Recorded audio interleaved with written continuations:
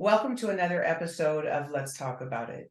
We're here to talk about childhood sexual crimes and destigmatize those crimes. Many people don't want to talk about it. We do. With me today is Stewart Thomspon. He's known as the Unforgiven Warrior.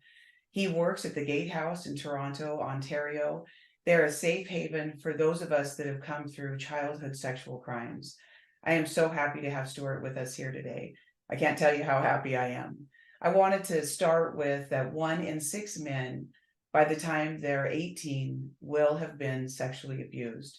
Only about 20% of those men will actually come forward and report those crimes. So you can imagine the numbers are much higher than that.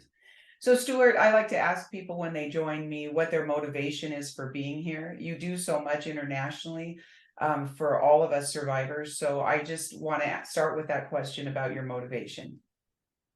Well, thank you so much, Jody, for having me here today. Quite honored to be here. To your question, well, my motivation is probably most obvious, and that would be my experience. I am a survivor of childhood sexual abuse, which started from a very, very young age of 5, 6, and carried on till I was a teenager. So that is primarily my motivation, along with the collateral damage that came along with it that drives me to be here today. So yeah, that's pretty much how it started, and it led off to a whole bunch of things in my life, which I'm still kind of amazed I'm still here today from all that. Yeah, you know what? I really actually want to honor the fact that you're here. So many of us don't make it out. I have personal friends that through drug addiction, they didn't make it out. They're gone. And I'll be 60 next year and they're not standing next to me. And it's heartbreaking. So I'm so happy that you did make it out and you have a full life. With that, could you bring us into your story? I saw your video on the World Health Organization, and you start with that your abuse starts about 6 or 7. Can you talk to us about who the perpetrator was, kind of where you are? Just bring us into your story. Yeah, so I hear stories all the time, and it always makes me think about my own story. Where we often hear about people who perpetrate. I know that on social media I see this all the time, and not only that, with the work that I do, so I hear where it comes from all the time. So in my experience, it was a neighbor down the hall, right? And all my experiences have been with people I don't know, just people that knew my family, and but nobody in my family perpetrated me, or rather, sexually assaulted me. Everybody that done that, when my experience started was, well, like for example, my neighbor down the hall. People often say, well, it's always 90% somebody who we know, right?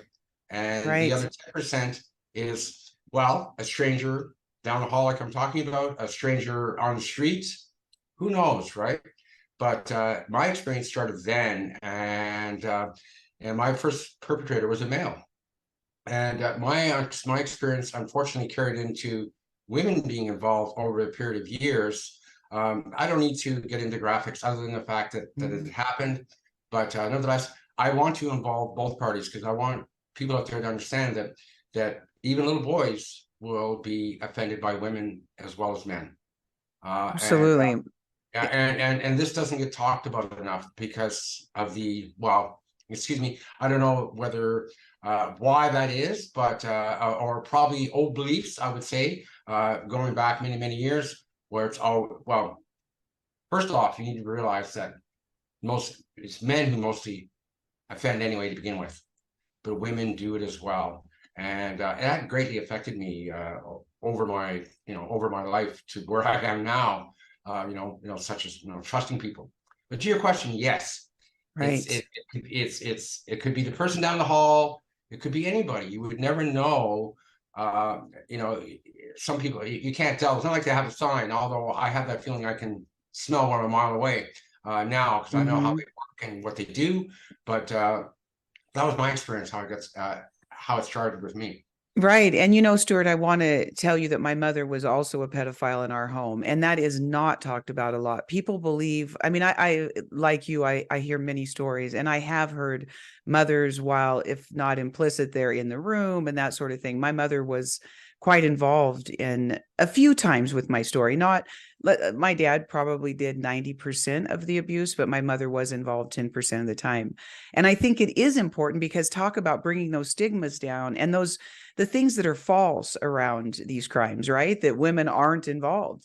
They wouldn't be with these men if they weren't somewhat like them. Does that make sense to you? Yeah, it does. And again, I mean, I have no idea. Obviously, I'm not going to get into psychology behind it right now today, uh, but obviously, I always think that, okay, well, if both are doing it, and like you're talking about, obviously, the first thing I come to with the work that I do, something has happened to them, so therefore they're passing it down, that seems to be the way it works, with an exception of there are some crazies out there that haven't had that experience. They're just plain crazy. Again, I'm not getting Right. into the psychology of it because I am nowhere near an expert on it, other than my experiences and what I've Right. heard. So, Well, I don't think that we can understand a criminal mind, so you're safe. You're safe in that, right?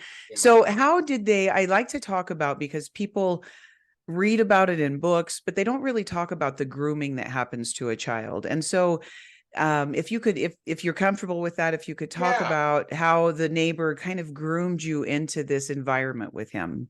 Well, when you talk about grooming is rather elusive term I think they use, because really, and a lot of time, like in my case, for example, and I'm going back to the early 60s when this happened. Um, my groomer really didn't groom me. If he groomed me, it was by cigarettes, right? Mm-hmm. And how it was done, I mean, he just did it. It was like control and done. Here, follow me. And there was no like candies or this or that. Mm-hmm. No, it was just his fetish of, it's going to sound horrible, but making me smoke while the act was being performed. Right. So there was really no like, oh, come with me and I'm going to take care of you and none of that. I never got any of that. Are you kidding? If you watched my Who Right. presentation, one of my offenders, he didn't do that to me whatsoever. He would, I don't need to get into it, but anyway, he would threaten me, he would hurt me and tell me that if I said anything, he would come after me and my family. So there was no joy Mm-hmm. and prerequisite to the actual action, if that makes any sense. It So when you does. talk about grooming, I think it's really loose kind of a term, Mm-hmm. because no, he grabs me, does the thing, does the act, and that's it. No, and nothing after that.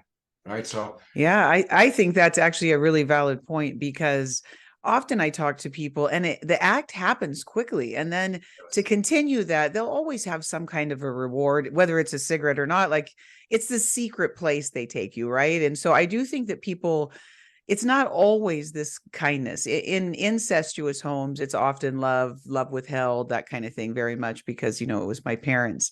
But I think that you're right, Stuart. I think it's a very valid point that and also, nobody had talked to you about if somebody does this, yell, right? I mean, this is no. something that, again, that we need to do is then why didn't you go home and tell? Because nobody has talked to us. Now, today, we do talk to children more. But in the 60s, I know all of my rapes and all that started happening in the early 60s as well. Nobody talked about it. We weren't going to go to school and talk about it.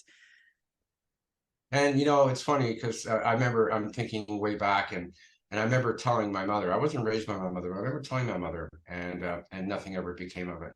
Nothing ever became of it. She didn't even ask you questions about it. Yeah. Well, she did, but it didn't go very far. Like I told her, and that's where it stopped. And that, and I don't, and I need to bring this into the conversation as well. This happened to my younger brother as well. You talk about losing people. My brother took his life because of this, and I know many Uh, other people have had the same situation where their brother has done the exact same thing, right? And again, right. it falls back to not being able. I mean, it wasn't in the culture then; it wasn't in the conversation. So just like him, like Exactly. me, who do you tell when you have no one to tell? Right. And you two then didn't discuss this with each other when you were young. No, not at all, not at all. Right. Although I think we both knew it was happening, and at one period in my life, I knew that this was happening to my younger brother, and and it right to the point of his, to the point where he passed away. Right? Wow. How old was he when he passed away? He was going into his 18th birthday. when we Oh do. my goodness. I am so sorry. You know, Uh, you and I talked before we began recording, and I think all of us know people that yep. don't make it out. And so, with that, your story then leads you onto the streets, right? At 18. So your Yeah. brother doesn't make it. So Yeah. you've already just shared with us your mom wasn't in the home. So were you raised by your father or your grandparents? I would kind of bounce around from, well, I mean, it was always within the family, but never outside the family. Like my grandparents primarily raised me. My mother had me for a short time. My father had me for a short time, but I bounced around. My younger brother and I, we bounced around all the time from a very, very young age. So we never really, not that we didn't so much have a completely stable home. I think my grandparents on my father's side really tried to provide that for us, which was really good because my father was not a parent and neither was my mother. Both of them are, well, I call, I mean, I think we were just all illegitimate children that just came up from, you know, their one night stands or whatever the case might have been.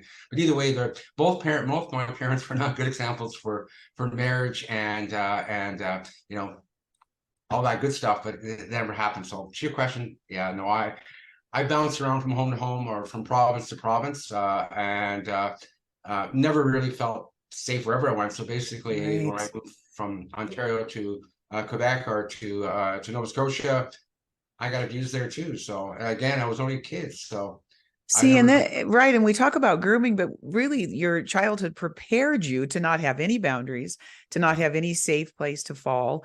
And you know, these are important messages because while we're doing more around the foster care system and all that, you know, there's just not enough being done. I'm a CASA worker here in Montana, yeah, and I'm just stunned at some of the situations that kids find themselves in. And so it's why, you know, I push myself to find the time to help those children. And anyway, that's just another thing that we do.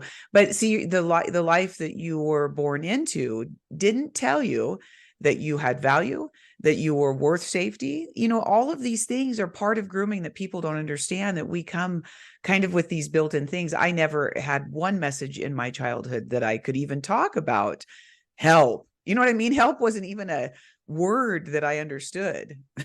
well, the only thing I knew about help was I was watching a TV commercial or Gilligan's Island, and where they got help on there, hoping to, you know, hoping that somebody will fly over. And that's the only help I've ever seen or acknowledged. Other than that, and to this realm, never, it was never there. Right. And so I did hear then in your interview with Who that you talked about going onto the streets, and then you actually had another sexual crime perpetrated against you on the streets. Yeah, You talk about only actually, as much if you're comfortable with that, but I think a lot of people find themselves in that situation as well, right? I don't have a home, I don't, but I need to get the hell out of all of this shit. And yeah. so then you find yourself on the streets. Talk to us a little bit about that. Yeah, you know, like I mean, I come across this quite often with the type of work that I do. It's not unusual for uh, you know, given our experience and not feeling safe. So what we're going to do, I go into automatic, and I'm going to go. I'd rather walk away and go on the street, knowing that I probably feel safer on the streets, and that's precisely what happened to me. But Mm. in saying in the same sentence, I did get abused as well, and I mean it happened more than I cared to, more than I mentioned on the documentary that I did.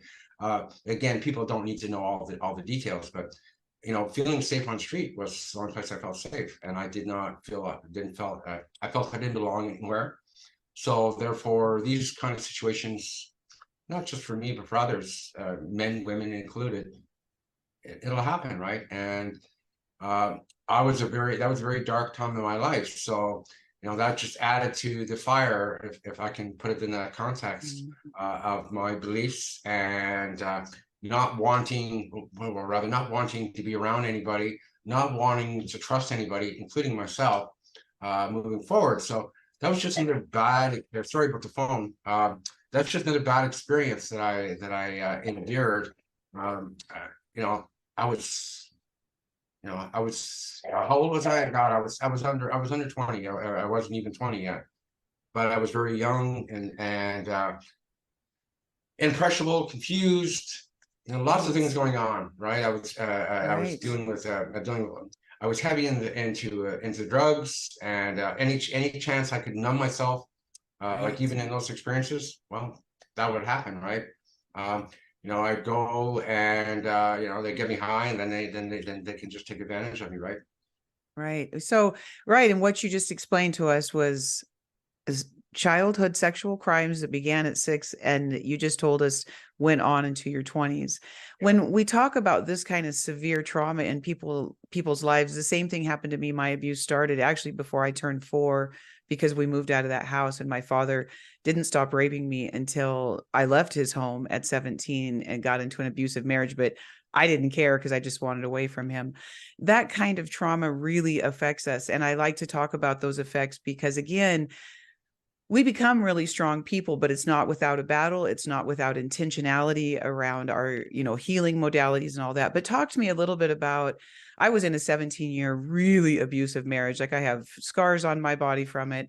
Talk to me about how that blended in your relationships with men and women, because both you and I had trauma, sexual trauma against our bodies from men and women. And that just F's you up in a huge way. So how did that kind of play out in your life and what did your relationships look like? That's a really good question because when I think even after what happened to me, even in my late teens, early 20s, moving forward, that just any relationship that I had, even my first marriage, my ex-wife was a survivor as well, which I didn't even know until many years Oh, after the wow. fact, many years after the fact. But it really explains a lot Mm-hmm. to our dynamics of how our marriage worked, or rather more didn't work, right? Yes. Because Boy, I when we talk understand. about, sorry, I said, I understand that, Stewart. when we talk about collateral damage, part of the collateral damage that happens to us is, while I talked about trust, and I talked about boundaries, or rather, I'm going to include boundaries into that, and just not having a sense of being able to make that connection when you think it is. Well, you're young and impressionable, and you meet somebody, and you fall head over heels for that person, thinking that, oh my God, this is going to be it. I, you know, I'm going to be good now. I don't have to think about my past, and I can just move on with my future. Well, really, the reality is that's not the case at all. With having no boundaries, as just as one example, and not trusting anybody, and really, especially not trusting myself, and not really knowing who I am, because think about it, what happened to us? We lose our identity as children. So when we become an adult, well, who are we? Are we that child that we lost that innocence, or are we just are we a young adult that knows nothing? And really, that's what it came down to in my experience. I knew nothing. I knew nothing about a relationship. I knew about connection. Knew nothing about connection, uh, and therefore, our marriage did not last. So, when it comes to men and women in general, overall, to your question, from that point, even before that point, there was never a trust. Rather, I could never trust anybody to any degree. And whenever I did trust anybody, it was usually let down. And the word part about this is the hard part about this is because the people I ended up trusting that never did me wrong, those are the people I walked away from, and those are the people that I should have stayed with, because they were good people. They didn't judge, they didn't do anything, but that was just my Scared head. of them. You know, Yeah. I have been really scared of what I didn't know, right? And so listening to you, I came out the same way. I stayed in a really abusive marriage for 18 years because I didn't know any better. It was an evil I knew. He ended up sexually abusing my children. He was very emotionally and physically abusive, but it was what I knew. Like he was better than my dad, right? He didn't kill anybody. So, when we think about these things, you're right. We come out, we don't have clue one how to survive, who to trust. We don't trust anybody. But like you said, just to go out on the streets or wherever we find our place that's away from where we came from, we don't usually land in a safe place, right? It No, no, wasn't safe. And I so, didn't. right. I don't think many of us do. And otherwise, people, I have known some people that get into relationships and then they just go numb and disappear, right? That whole comfortably numb, or they're alcoholics, but they don't talk about it, right? And so I feel like listening to your story though, you were kind of actively fighting in your early 20s, fighting against what you came through. Even though we don't have the tools, did you feel like you were kind of actively trying to get out of that box that you'd been handed that was just Well, a I, shit I show essentially. yeah, I think I was indirectly, if that makes any sense. But no, I did not. I had a head on my shoulders, but really, that head was not really. Yeah, so you right. I talk about that a lot. We're prisoners by crimes that we didn't commit, right? And so we're stumbling through life. I loved that you said we think we're going to leave our past behind when we fall in love. Doesn't and unless we explore that past, it comes directly with us, right? And so people talk to me a lot about how that plays out in your sexual life today. And I blog a lot about that and have talked to people around the world. It's complicated. It's Very complicated. Very, complicated. I mean, right? Can you talk about that a little bit? I know, and again, just what you're comfortable with, but it's very yeah, complicated. yeah. It's very complicated because I think the biggest thing that people don't, or there may be the biggest misconception I think people don't see is that, okay, we look at TV and we see, great families and, they interact, they communicate, good and bad, they love each other. Well, in my reality, it wasn't like that. Even in my family dynamics, it was never like that. I never experienced that, only what I saw on TV. And TV was not the same thing as my reality.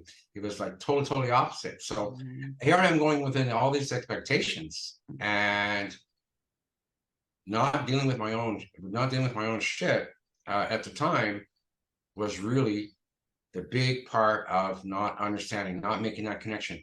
Because really, when it comes down to it, I would say I was lost. I had Right, this grandeur dream that it was going to be like this, but really, it wasn't like that whatsoever right. at all. When we got into our connection with my ex-wife at the time, with my wife at that time, we thought it was there. I mean, it was all great and wonderful, but the word part of it was both of us were coming out of our own crap at the time, Mhm. and we had these dreams of what it could be like. Well, once we got together and we had a daughter and other life challenges came in, no, it just wasn't there. It just wasn't there. We couldn't find it. Either one of us could find it. Right. You know, Well, I it's two broken people coming together, and I think that happens a lot because they call them trauma bonds, right? yeah, trauma bonding basically was Yeah, what we did to one another at the time, and but the thing was, though, we did not know what our traumas were, right. right? So So so you had put it away. So is yeah, this kind of that trauma amnesia? I'm just going to go forward, yeah, and this comes up in almost every interview. I've only been doing this for a couple weeks, but I'll tell you, it is so true that it's like we open a box, we shove all of the garbage in there, we close the box, and we seal it with 17 locks, and we think that's going to keep it put away. When yeah. did your trauma start coming out, and when did you actually, what was the thing that changed your life around to turn you? There's always this pivotal point, right? For me, it was 18 years of a horrifying marriage, and I saw that I was losing my kids to this man, and I had to go. So that for me at 35, I thought, if this is as good as life gets, I'm absolutely screwed. So I left. Talk to me about your pivotal point. That's a really good question because what people don't understand is that, okay, I can go way back to what we were talking about, like even with your last question. And, when we lock it all up, like you talked about, right? What really happens when you do that is it's kind of like bottling your emotions, right? So I bottled all my emotions, but the problem with that is at that time, and including my ex, is that when we do that, sometimes the crack opens and some kind of emotion will come out, and we don't even know what that emotion is. But Mhm. somehow it's related to what happened to us in the past. So when I talk about emotion that comes out of that little crack in the box with all the locks on it, could be everything from anger to trust issues to maybe I feel insecure now. Maybe this person is not good for me. Maybe I need to. Well, my marriage ended bad, so which I don't need to get into details, but nevertheless, it ended because those cracks in that box, all those locks in, Mhm. these emotions are coming out, not just on my side, but even on my ex-wife's side, and we didn't even understand what they were. So moving forward in life, that box that with all the locks on it, as you described, the cracks got bigger and bigger, and the locks come off, and therefore more and more came out. I'm talking about emotion now, Mhm. like internalized emotions. When I talk about anger, for example, that came out, I mean, I would act angrily, and I have no idea why I would do that. Even my ex-wife would do that. I've met other survivors doing the same thing and tell me the same thing, that they would act that way and not even know why, right? Right, absolutely. Because anger can't stand alone. There's always an emotion underneath it. There's something, it's telling a story that hasn't been realized, right? But I Yeah. love that you brought up our emotions are gone, Stuart. Like when I grew up, my husband and I were watching a show last night, and this little girl was crying because she had a loss. And I looked at him and I said, I never cried as a child, never. And I was a horrible shit happened. But you know what? I never cried because emotions, I couldn't afford emotions. But then you get in these relationships when you're an adult and they expect us to bring emotions. We don't have any, right? And so, like you say, but then bad emotions start erupting, right? So now your marriage has failed and you're out in life on your own, and you're going to come to this pivotal point, or was it just these small accruals that started changing your life? Yeah, it was pretty much that. Like, I mean, I had all kinds of events. I never had a relationship I couldn't destroy, right? I understand I, that. I couldn't, a relationship, whether it be intimate or friendship, because I always believed, in that box I talk about, well, trust is one thing, and then believing in myself. Well, I didn't, and I was always worried, well, what if somebody found out about my story? How are they going to treat me? Right. So I never really Different. talked about it, right? Right. They treat us Oh, different. I mean, the truth is, because let's just talk about, let's destigmatize that. The truth is, they treat us differently. I had a yeah. counselor that said, Jody, don't lead with your story because people need to learn who you are first before they learn about your story. And I think because we do that trauma response thing, right? Like, this is who I am, and you need to know. So, like, when our memories come back, and we start living our story, we want to tell everybody. But the Yeah, truth is, they can't handle our story, right? absolutely. And so that's just a real thing. One of the things I really like to talk about, because with survivors of extended trauma, like you and I both have lived through, comfort, the word comfort, it's almost non-existent in our lives. How did comfort exist? How did you find it?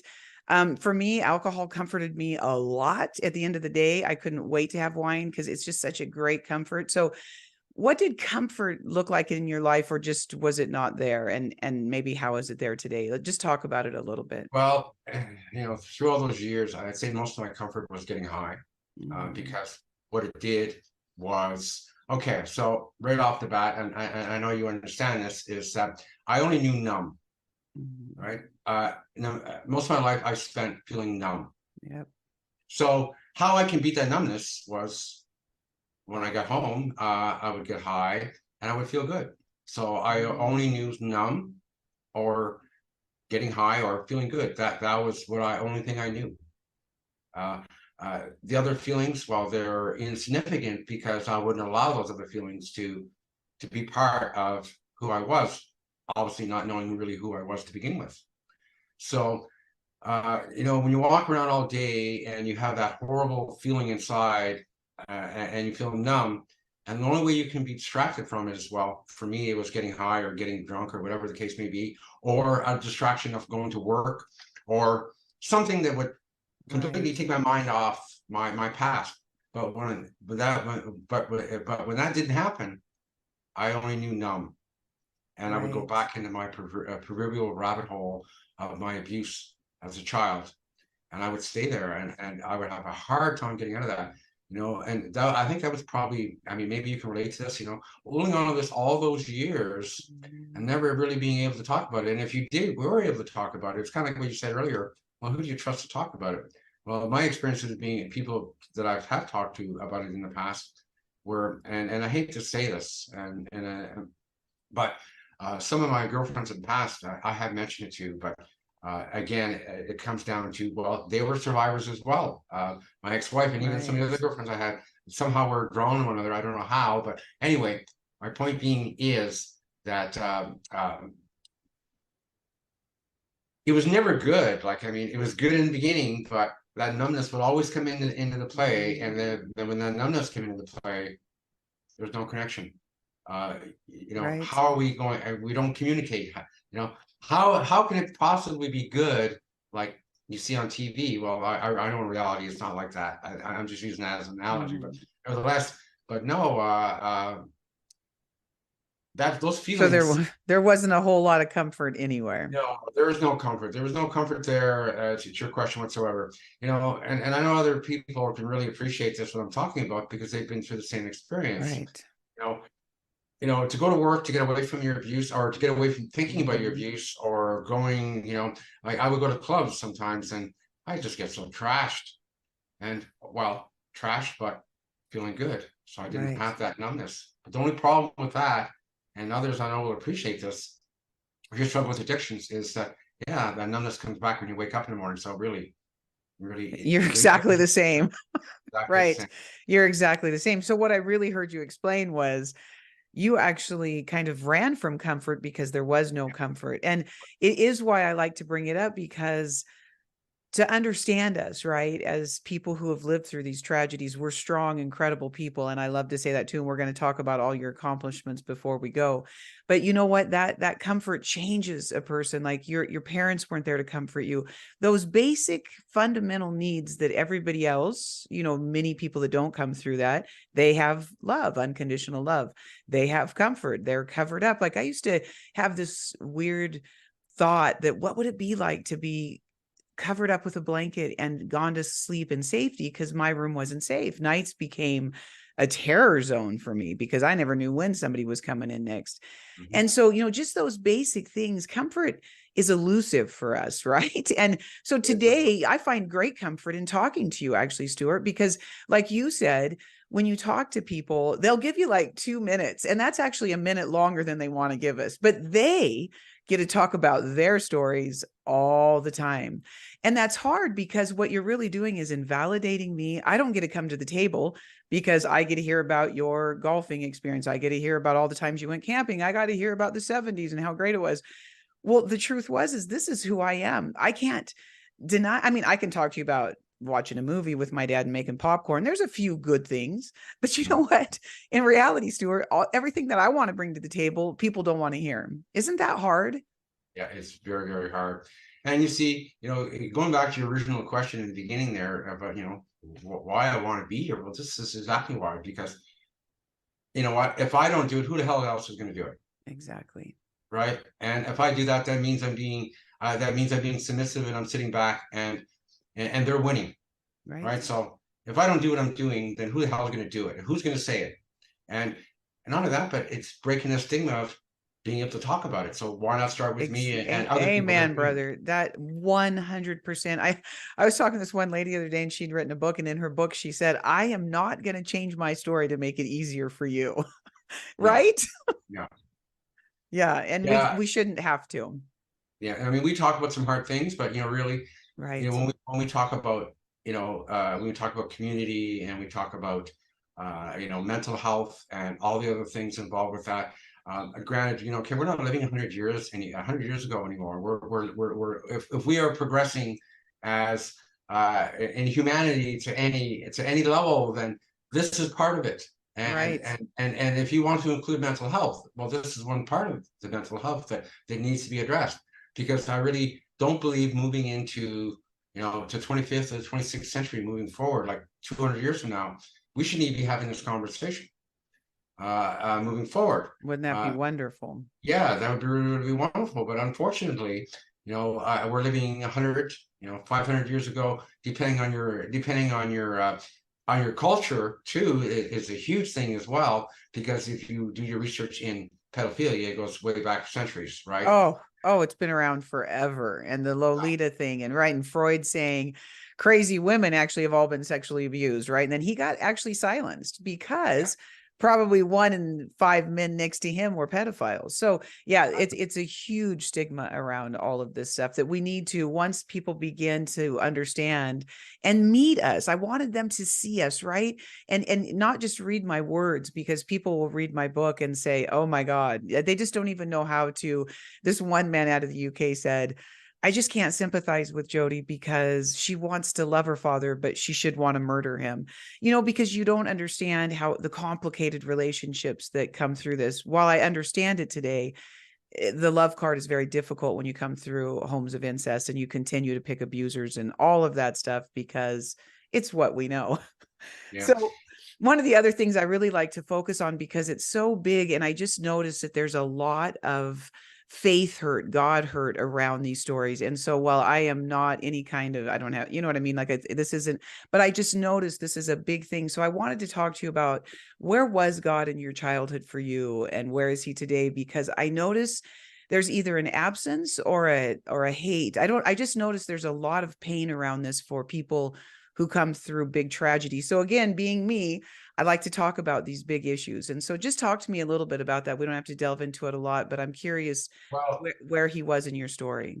yeah, well, you know what? God was really never in my life to begin with. I'm not really I mean, I was baptized Christian, but that's not really what I follow. I'm more of a spiritual person. I tend to believe what First Nations people believe about the Creator, the land, the universe. That's kind of where I'm coming from. I learned from a very young age that if I prayed to God, God didn't help me. And when I look all around and I hear all the stuff in the world about people relying on God to help them through this process, well, I'm not saying it hasn't helped them, but what about, where was God when this was happening to you, right? If you talk about religion coming into this, and I've heard so much from so many people where religion was actually they're evil, that it happened to them. Yes, right. So, you know, I saw. So your question, no, God is nowhere near in my playing field in regards to my recovery or in my past. I could not. I've tried, and and I was brought up on those beliefs, but those beliefs do not sit Yep. well with me. Not only from my own experience, but from what I've seen from others, and I've talked to thousands of people, literally, from around the world. When you talk about God, the first thing you're going to say is, "What the hell are you talking about?" You know. Right, right. Because you're right. Many offenders, I don't know if it's true in Canada, but most offenders stay very close to religion. And there is this huge thing. It's why I like to talk about it, because it's usually a very deep hurt with people, which leads me kind of into the next thing about justice. Stewart, was there any justice in your life ever for any of these crimes that you went through at None, all? none whatsoever. My justice right now is me talking about it, and I was very lucky about 2017. Through Justice Canada, they did an article about me, which was really, really, really nice of them to do that. And that's the length of my justice, where I got to talk about my story to any detail, and it was publicized across Mhm. our nation. So when we talk about Which justice is in the court awesome. system, I applaud them for doing that. That's so cool. And again, I am so proud of you for the man that you are. Just so proud, but keep going. thank you. But yeah, no, and I really don't foresee that even happening in the future. So my justice is me being here talking with you and talking with other survivors around the world. To me, that will be my only justice. And for me to go through the court system, especially here in Canada, which really sucks, by the way, and even in this province, the conviction rate for not just for child molestation, but for rapes towards women and men the conviction rate is very, very low, and the sentences are really horrible. Like any given time, it's nothing like, well, I don't know, some parts of the states where you are, you'll get a 25-year sentence just for, for anything related to that, right? And which is Right. far greater sentences for that crime. So, when it comes to justice, no, I really don't have a whole lot of faith in our justice system. And that's also our justice system is a colonial based. So our justice system is Mhm. totally different than what the American system would be, because you guys, made your own. I mean, you were influenced by the colonials, but in the end, when you became independent in 1812, you created your own laws and you did your own thing. As we didn't. We stayed, and we have laws that we still use, from pre-Confederation, that are way outdated, especially when it comes to sex crimes, whether it be towards children or women or whoever. They're greatly outdated and very, very unfair. Yeah, see, and those reforms need to happen so much, because listening to you, I can feel in, because I understand so much the lack of justice, though, it affects us. We live with it and Mhm. we choose to say we're going to be good with this, but it doesn't feel good, Stuart. It doesn't feel good. My children also went through that. No justice. I mean, Mhm. we went to the police and they're like, "Oh, it was a long time ago. It was just touching." All of this just dismissal and minimization. And the lack of justice, though, I think helps addictions. It helps depression. I don't know if you're familiar with the ACEs study. It is Yes. the CDC, right, comes up with what should we do to minimize all of these adult diseases and mental illnesses. And you know what they find out?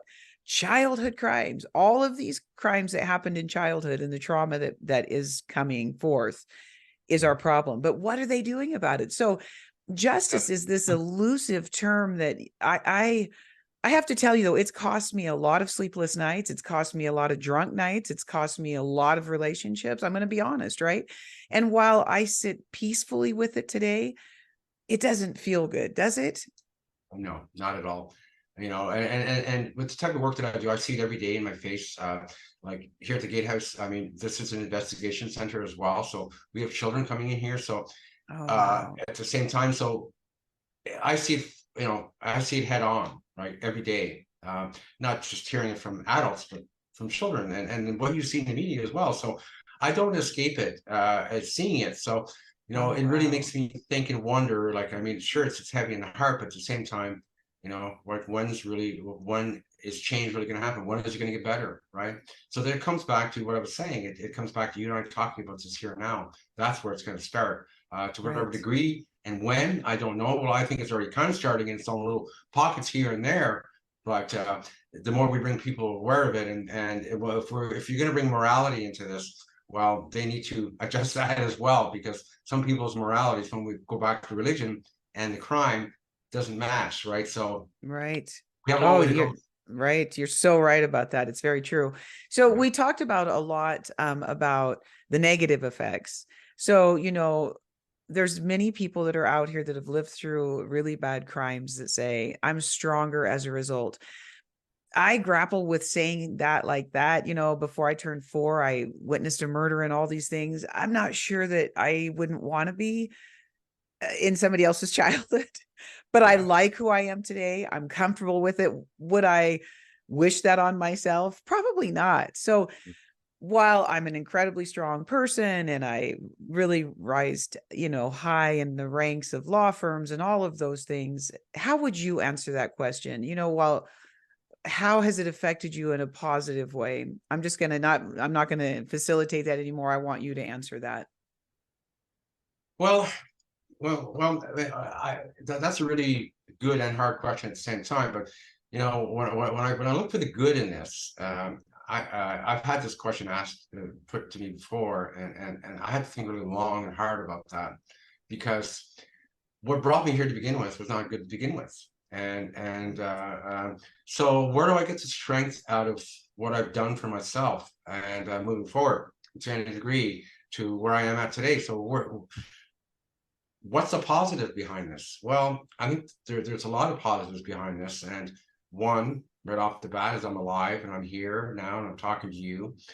Two, being that, yes, I may not have justice, but I have me and I actually like myself now. Mhm. Again, which kind of falls back from number one. But when we talk about strength and resilience, and I hate using the word resilience because it's so taken out of context sometimes, but my resilience and my strength comes from me bettering myself, me getting away from the wanting to be high all the time, me wanting to wanting to live, me wanting to talk to other survivors that have had this experience, letting them know that they're not alone, and letting them know that you can love yourself again. When you never loved yourself, that's a huge, huge thing to say Huge. after all that time. That yeah, I love myself now, and I couldn't even say that 3 years ago or 4 years ago. I mean, I had to do it in steps. I went from like to love myself, and even love still for me is a very, very strong word, and it's kind of like it should be. You know, it's kind of like using the profanity words, like it's a 4-letter word, and really, what does it mean, It right? doesn't mean it's like comfort, right? When you don't Yeah. have a definition or any example in your life, right? Keep going though, Oh, right? I get it. so my strength comes from what I'm doing, and you know, sure, I'm not going to get back what I lost. Just no different than you and all the others, and anybody else that's had this experience. I'll never get back what I lost, whether it be my childhood or really good relationships. I'll never get that back where I walked away. Mhm. But my strength is today, is I'm here, I'm talking to you, and I've had some wonderful things happen to me from this experience. Well, people may not see it the same way that I do, but I find that it's a really good experience. Rather, I find it's really self-empowering, and the fact that I have this connection with people, which I never had, all from my experiences childhood. So where I've lost, I've actually gained in regards to self-respect, loving myself, connecting with others. I've been able to, like, even that Who presentation. Who in their right mind would ever imagine? Sure, what I was talking about was horrible stuff, but I don't know anybody who's done that, right? Who's had the opportunity to do that, to go there in front of people from around the world and talk about something that happened to you as a child, and and be supported on that. It's like, to me, that's incredible. It's huge. It's very cool. And listening to you, one of the things I've never articulated until listening to you is the fact that we do know who we are. It's like the man who wrote The Body Keeps the Score. He said the Yes. hardest part is knowing what you know. Do you know how many millions of people live, Stewart, with their stories hidden? And those stories don't even include severe abuse like we do. They don't Yeah. even know who they are, or they continue to tell their dad's story or their grandpa's story and keep the legacy of the family alive, but they don't know who they are.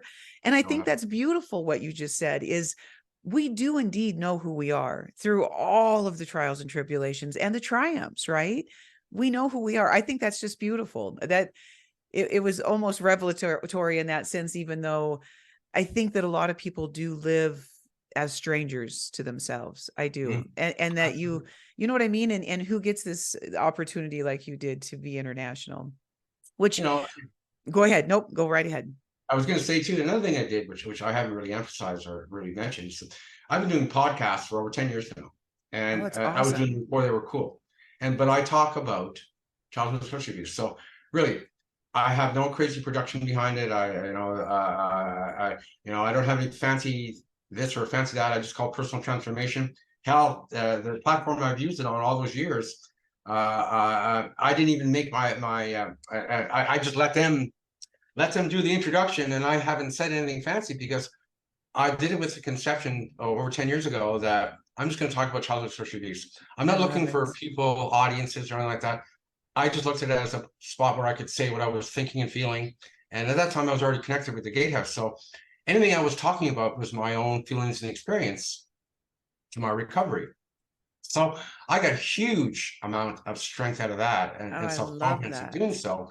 And again, I was never trying to capture the world audience in regards to my healing experience. I really just did it for me. I didn't do it for anybody else. I love that. But Would it be okay if we dropped that link in the description of this? yeah, Okay, absolutely. awesome. But my point behind that is that, when I talk about strength and resilience, and I never really realized now that all that stuff that I've done, and I've got literally hundreds and hundreds and hundreds of hours of audio of me talking about my experience, and I have other guests that have come on as well, clinicians, other survivors, but now my stuff is being used in I love it. in colleges and universities as part of their studies. So something has come out of it, something positive. And I love it. in the beginning, I did this not with the conception of that or anything other than, this is me, this is my voice, this is me finding my voice. I listen, and I see other podcasts and go, wow, they got thousands, thousands and thousands of listens. Well, I'm not talking about anything glorious here. Trust me. It's all Oh, my I know comments. exactly what you mean. I always think, who wants to know my story? But there's Yeah, millions of us that do. yeah. But I mean, it's not glorious is what I'm saying. It's I not know. like I'm not listening to top 40 on a Saturday night. It's Right. nothing happy, right? Well, sure, there's happiness in there in between. There's laughter and there's tears, but I never did it with the conception of you're going to listen to me. I did it for me. That's all, right? And 10 years later, it's there. I'm not doing them as often as I like to because of my responsibilities, obviously, here at the Gatehouse. I try to do once a month. In the last little while, I've been doing them, and I've been reading a book, and then I would interview the author. And these are all Awesome. survivors to begin with, I right? love it. I love it. So this is the And you know what strength. you're doing though, like you said though, and I think about this often, but what we could do just by one, I always feel that when I get up in the morning, God, just let me find one, just the one, because we're saving lives though, because coming through childhood tragedy, Stewart, is a matter of life and death. It's Mhm, not just, oh, maybe I should go back there. It's not like that. mhm. It is a matter of life and death. You're either living or you're dying.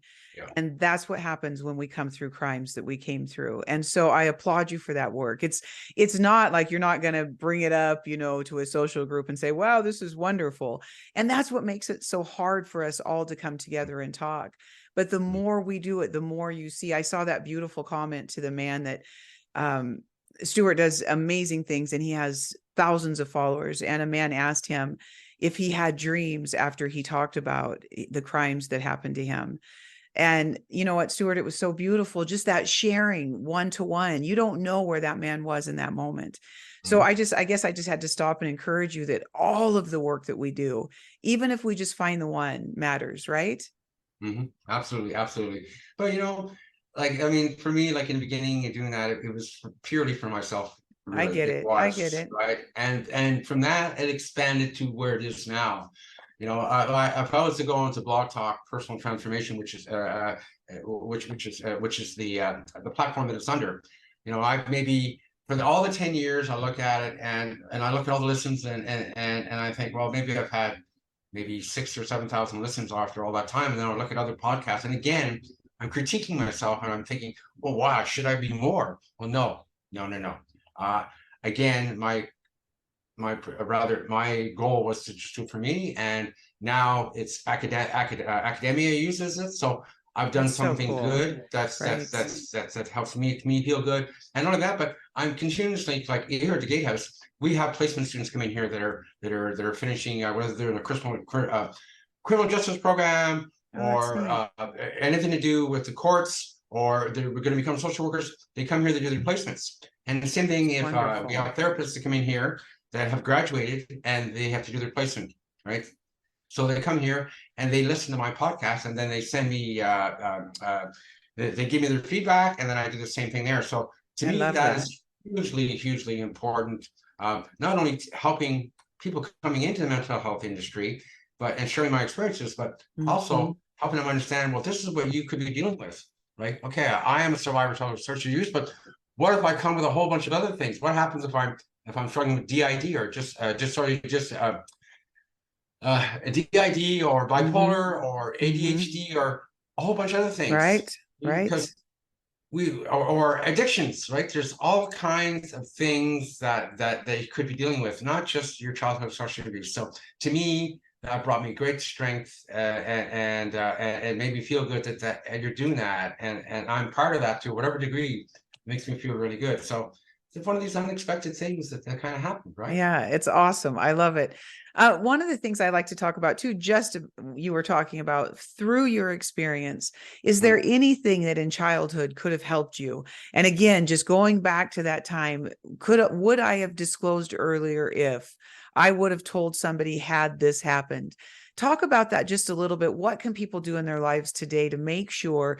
And I see a lot of these little videos that they show kids and, don't say that, but I'm not sure that really finds the perpetrator who's groomed this child, really.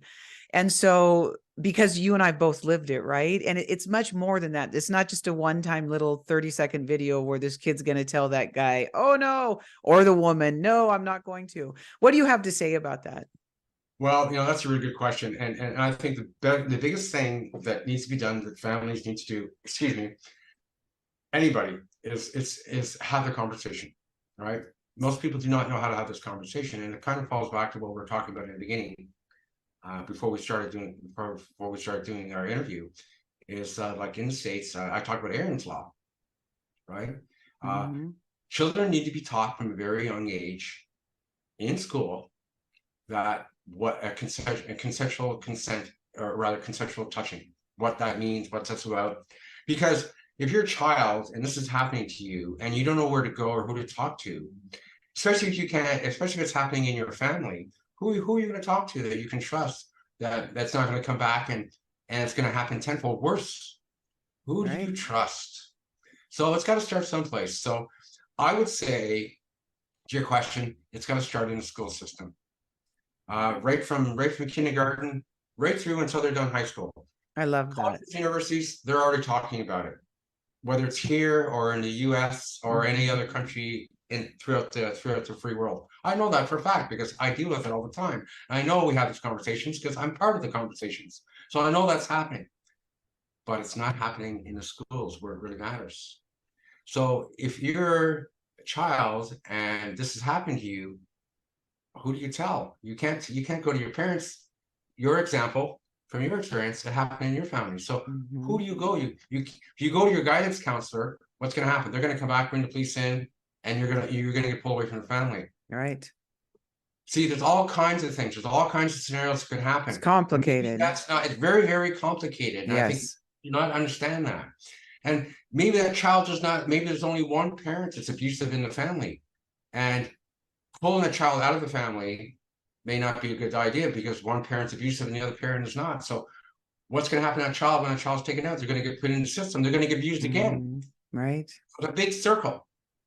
So addressing this from a very young age and having the proper, you know, the proper channels for the child to follow, whether it be they're in kindergarten or in high school or is very, very important.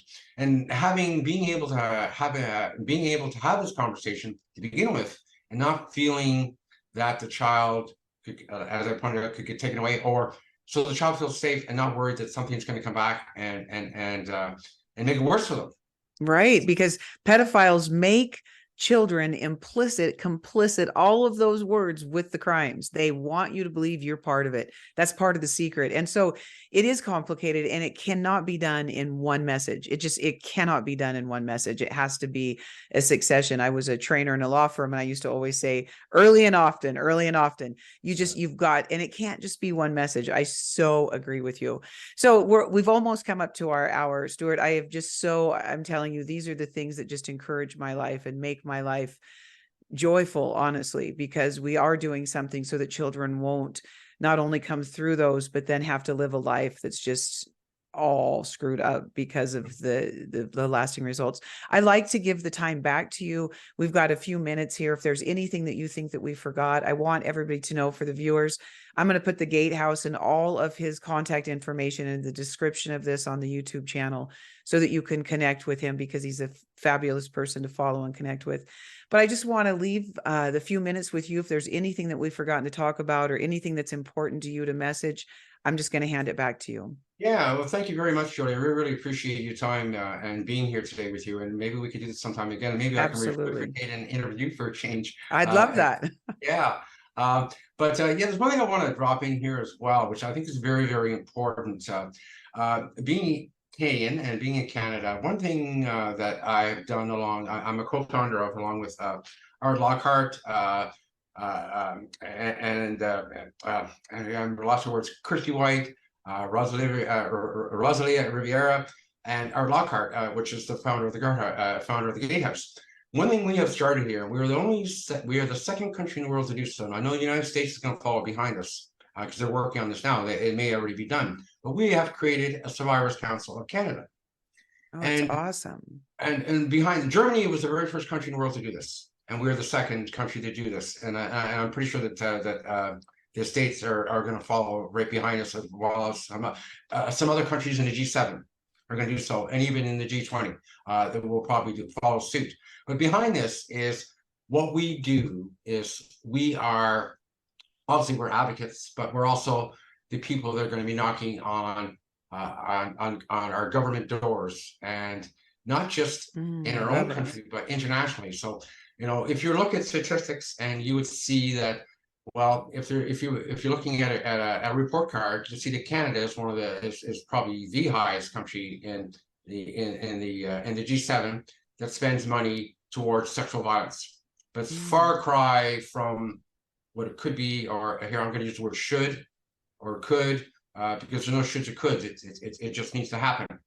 But we advocate, and we're knocking on those doors. So every time there's a G7, which just happened in Tokyo, for example, we were there knocking at government's doors saying, okay, man, we need money here. This has got to be like sex trafficking, for example, right? We're speaking with our federal government, with Safety Canada, which is kind of Americans with your border guards. Same idea. But anyway, we want money so that we can make the internet safer for children. So they need to do more for that. But anyway, we advocate towards things like that. And we've created this. So, as an example, like I talked about Aaron's Law, it's in the States, it's in 38 states, as well, 38 states in the US.